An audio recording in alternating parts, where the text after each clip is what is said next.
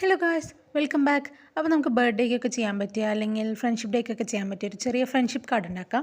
അപ്പോൾ ഇതുപോലെ ഒരു ചെറിയ പീസ് എടുത്താൽ മതി. അത് കഴിഞ്ഞിട്ട് അതിൽ നിന്ന് നമ്മൾ യൂസ് ചെയ്യുന്ന പേസ്റ്റൽ കളേഴ്സാണ്, ആക്രിലിക്കാണ് യൂസ് ചെയ്യുന്നത്. നിങ്ങൾക്ക് വേറെ ഏത് വേണമെങ്കിലും യൂസ് ചെയ്യാം കേട്ടോ. അപ്പോൾ ഇതുപോലെ ഞാൻ എടുത്തിട്ട് ഒന്ന് എൻ്റെ ഫിംഗർ ഒന്ന് പെയിൻറ്റ് ചെയ്തെടുക്കുകയാണ്.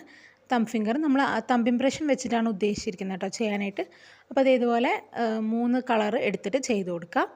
ഇതുപോലെ കുറച്ച് ഗ്യാപ്പ് ഇട്ടിട്ട് 3 കളേഴ്സ് ഉപയോഗിച്ചിട്ട് ഫിംഗർ പ്രിൻ്റ് ഇതുപോലെ വെച്ച് കൊടുക്കുക. അപ്പോൾ ഏത് കളർ വേണമെങ്കിൽ യൂസ് ചെയ്യാം കേട്ടോ. ഇതിലെനിക്ക് കുറച്ചുകൂടി ഫേവറേറ്റ് ആയിട്ടുള്ള കളേഴ്സ് എടുത്തുവെന്ന് മാത്രം.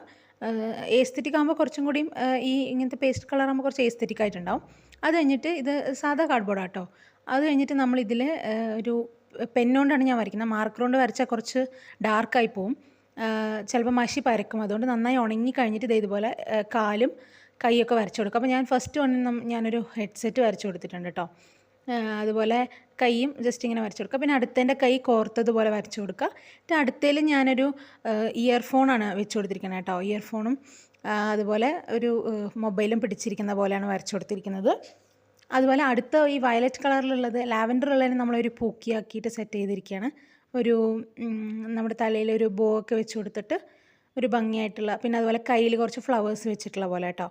അപ്പോൾ ഇത് 3 പേരുടെ ഒരു ഫ്രണ്ട്ഷിപ്പ് ഗ്യാങ് കാണിക്കാൻ വേണ്ടി ഞാൻ 10th 12th എനിക്ക് 3 പേരായിരുന്നു ഫ്രണ്ട്സ്. ഞങ്ങളൊരു 3 പേരുടെ ഗ്യാങ് ആയിരുന്നു. അപ്പോൾ അതുകൊണ്ടാണ് ഞാൻ ഇതുണ്ടാക്കി. നിങ്ങൾക്ക് 4 പേരാക്കാം, 2 പേരാക്കാം, 5 ആക്കാം.